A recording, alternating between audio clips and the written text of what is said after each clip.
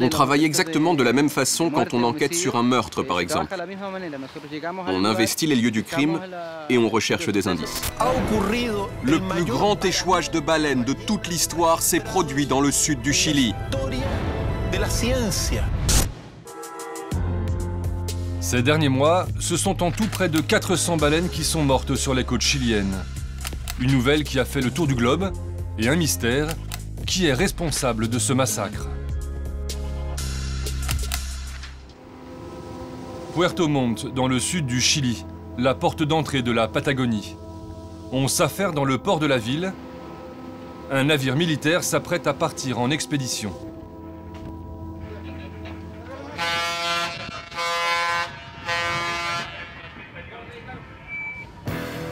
À son bord, des vétérinaires, des biologistes et des membres du PDI, la police criminelle chilienne. Leur mission: trouver ce qui a tué toutes ces baleines, ordre du gouvernement. Direction El Golfo de Penas, le golfe des peines, le bien nommé.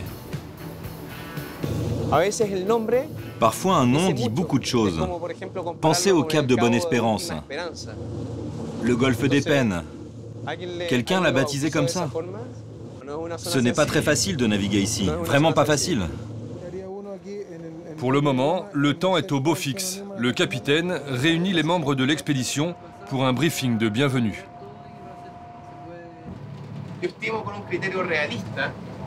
En étant réaliste, je pense que notre expédition pourrait durer environ 5 jours. Ok? Parfait. Bon voyage. J'espère que tout va bien se passer, qu'on va atteindre nos objectifs. Et encore une fois, bienvenue à bord.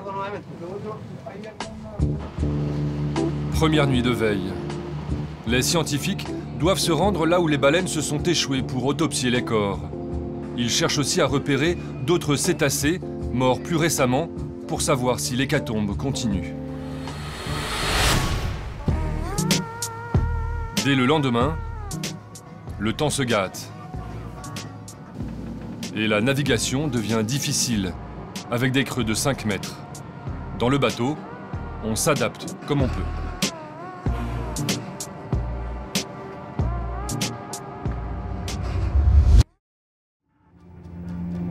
Les hommes sont maintenant à une demi-journée de leur objectif quand, soudain, une nouvelle victime est repérée. Le chef de l'expédition, Mauricio Ulloa, un vétérinaire spécialiste de biologie marine, a aussitôt réuni ses équipes. Francisco, le policier, prend la parole. Cette baleine n'est pas aussi abîmée que les autres, qui sont dans un état de décomposition avancé. La peau a l'air intacte. Ça veut dire que ce spécimen est bien conservé et que la mort est récente.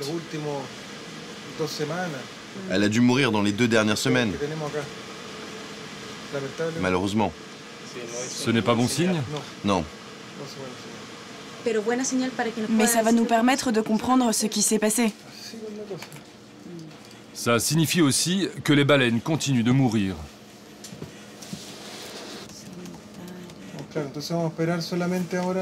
On attend juste l'autorisation du commandant pour accoster et aller étudier ce spécimen.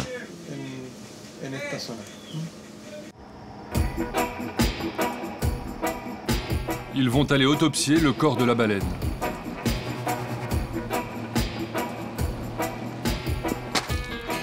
Pour nos experts, il s'agit d'une scène de crime. Ils vont ausculter le cadavre, le découper, faire des prélèvements. J'ai besoin d'un volontaire pour m'aider à la mesurer. On y va? Très rapidement, Mauricio arrive à une première conclusion.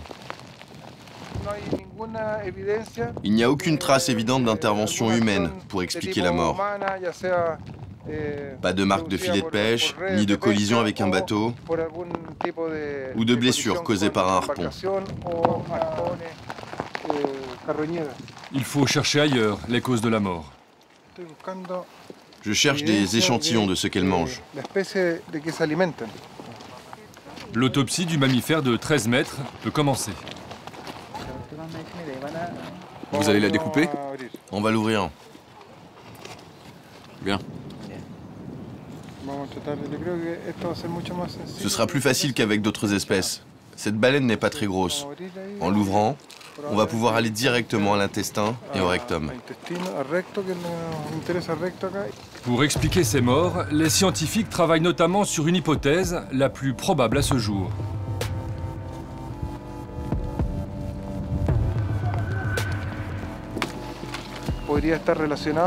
Cette mortalité pourrait être liée à une biotoxine marine.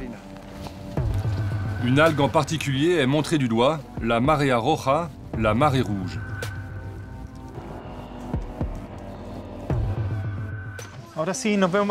À quelques centaines de kilomètres de là, nous avons rendez-vous avec quelqu'un qui travaille aussi sur cette hypothèse. Francisco Vidi, le fondateur de l'association Baleine Bleue. Il est même très pessimiste. Ces baleines mortes ne sont peut-être que la partie émergée de l'iceberg. On ne sait pas ce qui est en train de se passer dans les fonds marins. On a peut-être affaire à l'extinction locale de toute une espèce. L'écologiste veut nous montrer ce qui, selon lui, pourrait être responsable de la prolifération de l'algue rouge et donc de la mort des cétacés. Les salmoneras, les industries d'élevage de saumon. Voici la mer intérieure de Chiloé, où a commencé la salmoniculture il y a presque 30 ans. Aujourd'hui, le Chili est le deuxième producteur mondial de saumon. Problème, ces industries rejettent dans la mer beaucoup de nitrates et de phosphates dont se nourrit l'algue rouge.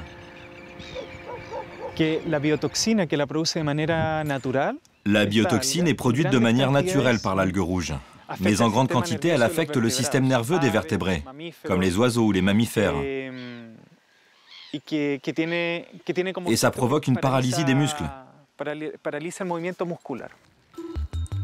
Pour porter des accusations plus formelles, il faut attendre les conclusions des experts. Nous sommes de retour avec l'expédition scientifique. Elle a atteint le charnier. Regardez, juste là, il y a encore un crâne. Une vision terrible. Tous les 300 mètres, des baleines mortes. Il y en a près de 400. Je n'ai pas envie de me mouiller. C'est l'objectif numéro 1 de l'expédition, autopsier le maximum de baleines pour désigner un coupable. On travaille exactement de la même façon quand on enquête sur un meurtre, par exemple. On investit les lieux du crime et on recherche des indices. L'équipe va poursuivre sa macabre besogne sur des kilomètres à la ronde, sans rien laisser au hasard, sans écarter aucune hypothèse.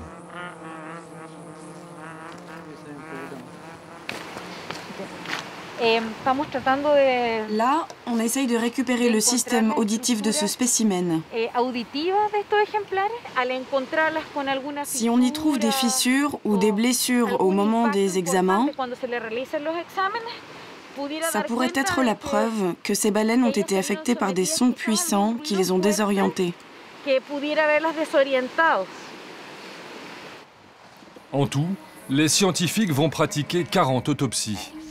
Leurs conclusions ne sont pas attendues avant 1 mois, mais l'homme est probablement responsable de cette tragédie. Les baleines continuent de mourir. La Patagonie, l'une des dernières zones vierges de la planète, est en grand danger.